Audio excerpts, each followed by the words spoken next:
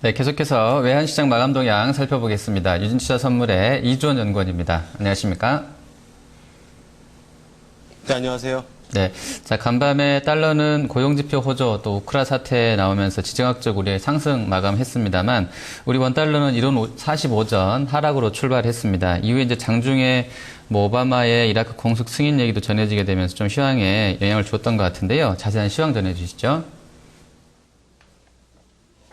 네, 원달러 환율 오늘 롤러코스터 같은 장세를 연출했습니다. 장중 내내 급락 급등 연출했는데요. 오늘 원달러 환율 어제 종가 대비 1원 10전 하락한 1,036원 50전에 마감을 했습니다. 오늘 환율은 수출업체의 내고 물량과 그리고 중국의 경제지표 호조에 하락 마감을 했습니다.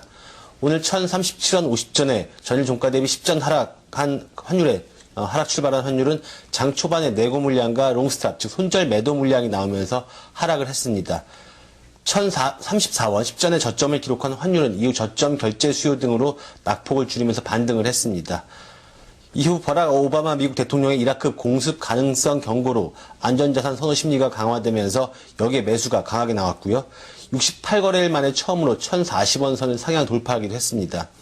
하지만 1,040원 선을 상향 돌파하자 이익 실현 물량이 나왔고요. 여기에 예상을 뛰어넘는 중국의 7월 무역 수지 흑자로 상승폭이 축소가 됐습니다. 중국의 7월 수출은 전년 동월비 14.5% 증가하면서 예상치인 8%를 크게 웃돌았고요.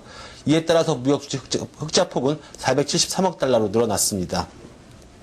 또 여기다가 롱스탑, 즉 손절 매도 물량까지 더해지면서 다시 반락을 했습니다. 그러나 여전한 대외 리스크로 1,035원 선은 지지가 됐고요. 그러면서 다시 반등하면서 1,036원대에서 마감을 했습니다. 오늘 환율은 1,034원 10전에서 1,041원 30전의 거래 범위를 형성을 했습니다.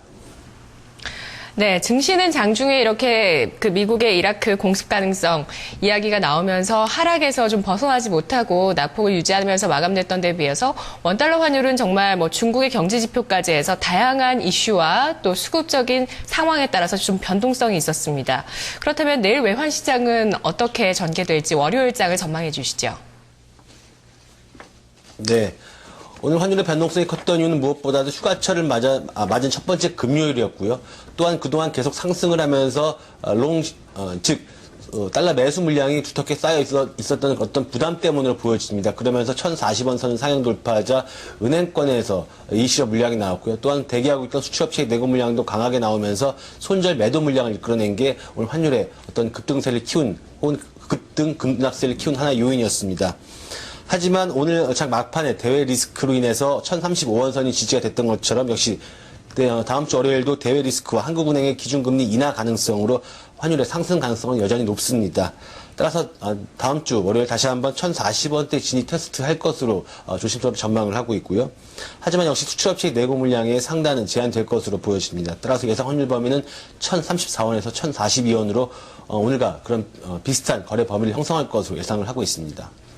네, 알겠습니다. 말씀 고맙습니다. 네, 감사합니다. 네, 다음 주 금통위의 금리 인하 가능성이 원달러 환율 상승 요인이 될 수도 있을 것으로 예상을 하고 있습니다. 아무래도 상승 쪽으로 좀 가닥을 잡으면서도 그래도 이 내고 물량으로 인해서 상승폭은 제한되면서 1,040원대 초반선까지 윗단을 보고 있습니다. 외환시장 마감 동향이었습니다.